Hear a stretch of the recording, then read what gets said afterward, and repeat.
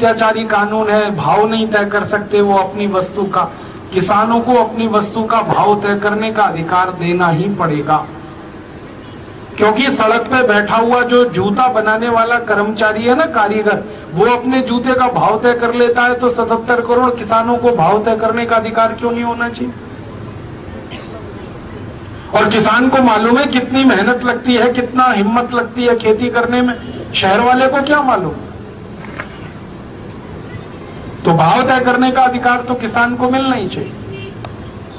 और अगर वो भाव ज्यादा लगता है सरकार को कि नहीं किसान का गेहूं, मैं तो कहता हूं 50 रुपए किलो गेहूं बिकना चाहिए, 55 रुपए किलो कपास बिकनी चाहिए, 45 रुपए किलो धान बिकना चाहिए, तो सरकार को लगता है ये भाव ज्यादा है, तो सरकार ऐसा करे, किसानों को भाव देकर वो सस्ती चीजें दूसरों को बेचे।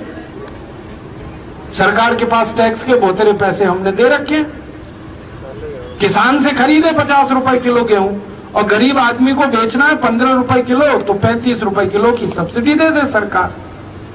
टैक्स का हमने बहुतेरा पैसा दे रखा 20 लाख करोड़ का, उसमें से दे सरकार। तो आप बोलेंगे वो पैसे नहीं निकले, तो मैंने उसका हिसाब निकाल रखा, वो पैसे निकल आएंगे। कैसे निकल आएंगे? राष्ट्रपति से लेकर और आखिरी कर्मचारी जो है ना चतुर्थ क्लास का, सबकी तनख्वाहें कम कर दो, सब्सिडी के पैसे उसमें से निकल आएंगे। राष्ट्रपति को साल में 27 करोड़ रुपए खर्च करने को मिलता है, क्यों मिलना चाहिए? राष्ट्रपति है, कोई भगवान तो नहीं है ना। एक साल में 27 करोड़ खर्च करे राष्ट्रपति, और यहां एक आदमी को एक दिन में खर्च करने को 20 रुपए ना मिले, राष्ट्रपति को एक दिन में खर्च करने को 7.5 लाख रुपए मिले। ये कौन सा देश चला रहे हैं हम? राष्ट्रपति तो हमारे वोटों से चुना जाता है ना, मालिक तो हम है, नौकर तो वो है, और नौकर को हर दिन 7.5 लाख रुपए मिलते हैं खर्च करने को, और जो मालिक है देश का उसको 20 रुपए नहीं मिलते रोज खर्च करने को। ऐसा अत्याचार तो नहीं चलने देंगे इस देश में। हमारी तो योजना है कि राष्ट्रपति हो, प्रधानमंत्री हो, मुख्यमंत्री हो, राज्यपाल हो, इन सब लोगों को देश की सेवा फोकट में करनी होगी, तब तो राजनीति में आओ, नहीं तो अपने घर बैठो। ये तनख्वाह लेके टीए डीए एचआरए लेके भारत माता की सेवा होती है क्या?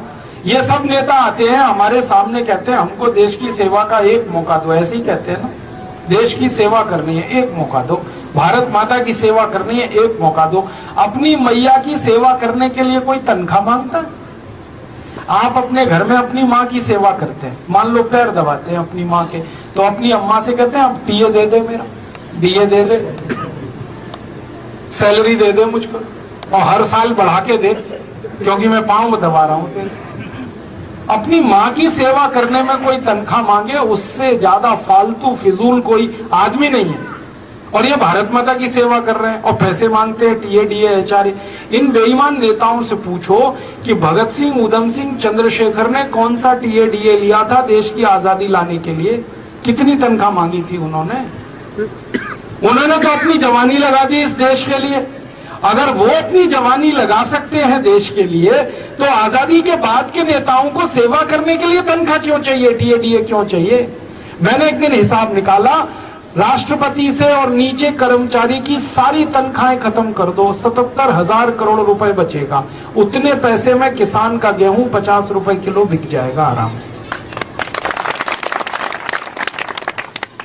एक दिन एक नेता कहने लगा, राजीव भाई आप तो बड़े खतरनाक आदमी हो, सबकी तनख्वाह टीए डीए खत्म करोगे? मैंने कहा हाँ करना ही है, क्योंकि राजनीति कोई धंधा थोड़ी है, व्यवसाय थोड़ी है, ये तो सेवा का काम।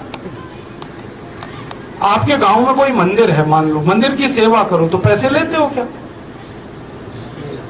क्यों लेंगे पैसे भाई? देश की सेवा करनी है, माता की सेवा करनी। तो कहते हैं जी हमारा भी तो पेट है, खाना खाना है।